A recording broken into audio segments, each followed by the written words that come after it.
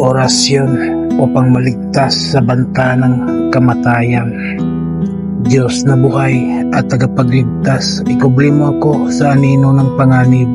Ang kamatayan ay hindi lalapit sapagkat ang iyong kamay ang aking sandigan. Ang hangin, apoy at tubig ay maging kakampi ko. Ang lahat ng masama ay umurong sa iyong pangalan. Sa liwanag mo ako'y mananatiling buhay, ligtas sa bawat saglit ng oras. Amen. Likasin lamang ang mga orasyon na sumusunod ng 3 beses at iihip sa isang basong tubig at inumin. Uli kaya iihip mo sa iyong dibdib. Sa Torah Riputin ito perarotas, Eromis ginotbium, Eromis ginotbium, Eromis ginotbium. Amen. Gawin ito araw-araw upang maligtas ka sa banta ng kamatayan. Maraming salamat sa mga tao na naniniwala at tumangkilik sa mga binahagi kong kaalaman.